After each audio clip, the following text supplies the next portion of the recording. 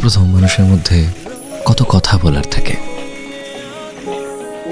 কেউ একে অপরকে চেনে না, একে অপরকে জানে না। খুব স্বাভাবিকভাবে কিউরিওসিটিও বেশি, চেনার জানার। ধীরে ধীরে করে কথা বাড়তে থাকে, একে অপরের সাথে অনেকটা মুহূর্ত কাটানো হয়ে যায় এবং এক সময় আমরা মুহূর্তের প্রেমে পড়ি। মানুষ আসলে মুহূর্তের প্রেমে পড়ে, খুব ক্ষণিকের জন্য হলেও সবার প্রথমে মুহূর্তেরই প্রেমে পড়ে। মানুষের প্রেমে ধীরে ধীরে অভ্যেসের সাথে সাথে মানুষ পড়তে থাকে। এরপর আসে একটা পর্যায়ে যখন ঠিক করতে হয় যে তাহলে কি এই মানুষটি সেই মানুষ যার সাথে আমি থাকবো সারা জীবন। একটা ডায়লেমা, এই কি সে যার কথা ছোট থেকে ভেবেছি যে সে কে হবে। বেড়ে ওঠা এক প্রাকৃতিক স্বভাব, অভ্যেস যখন স্বভাবে পরিণত হয় তখন ধীরে ধীরে কথা কমতে থাকে। উল্টো দিকের মানুষটাকে অনেকটাই জানা হয়ে যায়, আমাকেও তার জানা হয়ে যায় অনেকটা। একটা সময় পর দুটো মানুষ বুঝতে পারে যে তাদের আর নতুন করে অবাক হওয়ার কিছু নেই। তাহলে সব শেষ?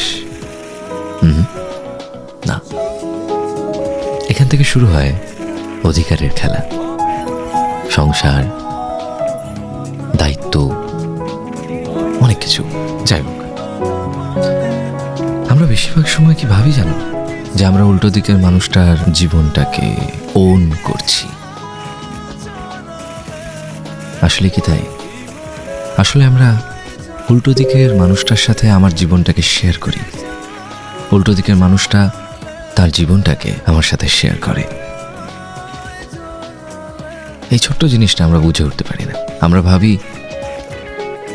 তার উপর আমার পুরো অধিকার আছে এবং এই অধিকারের নামে আমি যা পারি তাই করে যেতে পারি, যা পারি তাই বলতে পারি, যেভাবে পারি তার সাথে ব্যবহার করতে পারি।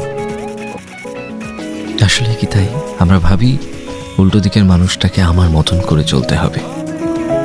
কেন?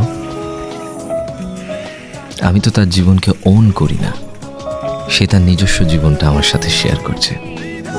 ঠিক যেরকম ভাবে আমরা খাট শেয়ার করি, ঠিক যেরকম ভাবে ছোটবেলায় টিফিন বাক্সের টিফিনটা প্রিয় বন্ধুর সাথে শেয়ার করে নিতাম।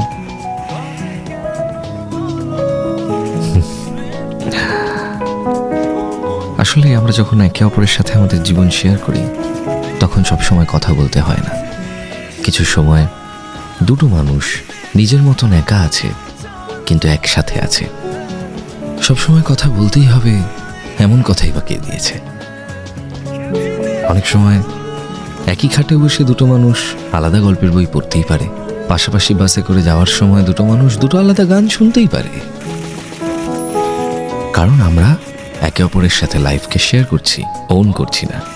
আমার মনে হয় যে এই ব্যাপারটা অনেকটা একই লাইব্রেরিতে অনেকে মিলে বই পড়ার মতন, যেখানে কেউ কাউকে ডিস্টার্ব করছি না।